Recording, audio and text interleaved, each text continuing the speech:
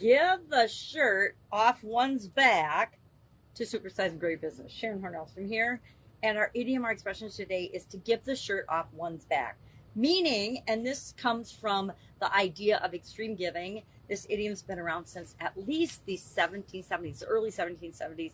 It appeared in writing in 1771 in Tobias Smollett's novel, Humphrey Clinker.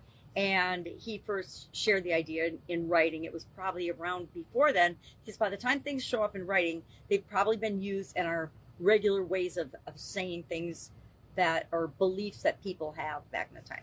So this is an example of extreme giving. If you are willing to give someone something, even to your own detriment or struggle or sacrifice, that's an example of extreme giving, especially like if it's a piece of essential clothing. Now, I would give the shirt off my back as long as I'm layering, right? As long as I've got another shirt under it.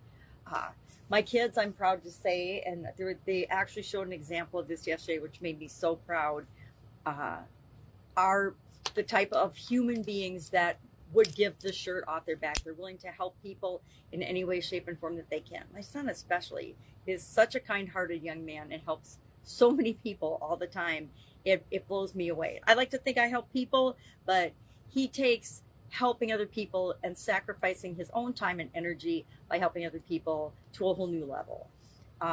This idiom, does this apply to our business? Well, yeah. If we're not willing to sacrifice and do what we can to help the people that we're here to serve on the planet, our business might grow and might supersize, but as far as longevity and leaving a legacy, is it the legacy that we really want to leave? Are we setting the example for other people within and outside of our organization?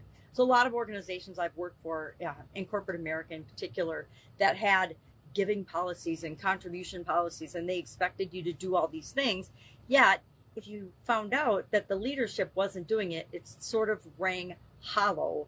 And whatever happens at the top of an organization, the bigger the organization, filters its way and trickles its way through. So it's just like with our kids. Do as I do, not as I say. We have to set the example with our business by treating people the way we want to be treated. And that involves people within our organization as well as the people that we're here to serve.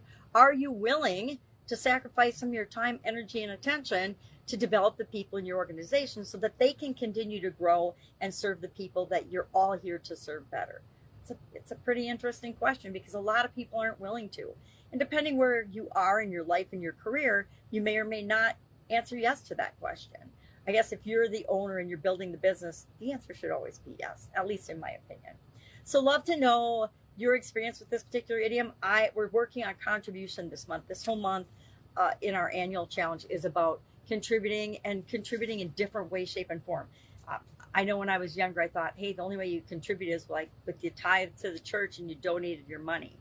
And over time, of course, I got a little smarter and I learned that there's so many more ways to give back and make the world a better place than just by throwing money at it. You know, look at the government. Government throws money at everything. And is it really better? Very, very debatable. And oftentimes not, because the money doesn't get dealt with, just like in big charities. A lot of times the money doesn't go to really solve the problem or eliminate the reason that the charity was created for in the first place. Now, they'll argue that it doesn't, but the truth is, if we really wanted a cure for cancer, if we really wanted to eliminate heart disease and obesity and child trafficking or any other thing, or domestic violence or gangs, we can and have the brains and the technology and the ability to eliminate all the things that we don't like in the world.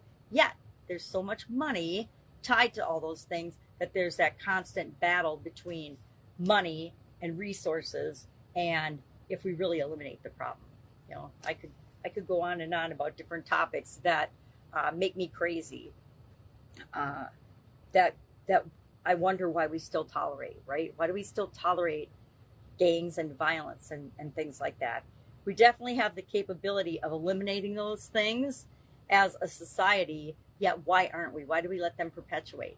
Drug abuse and meaning drug dealers, why do we let them walk the streets? Why are we letting criminals just walk the streets and vandalize and rob things to the tune of billions and billions of dollars, etc.? So Are you willing to give the shirt off your back? Have you ever given the shirt off your back? I've actually given the shirt off my back before because somebody was in dire need and I had extra shirts or extra coats and things. So that's our idiom for today. How are you making the world a better place? I think it's a great thing to ask ourselves every single day because it's not hard. It's pretty easy to make the world a better place just by setting a good example in terms of how we treat ourselves and other people. All right, have an awesome day. Love to know your take on this idiom. And I will, of course, visit you tomorrow with another one, another interesting idiom, probably on the topic of contribution giving this entire month. All right, have a great day. I'll, of course, be with you tomorrow. Bye. Go give someone your shirt today.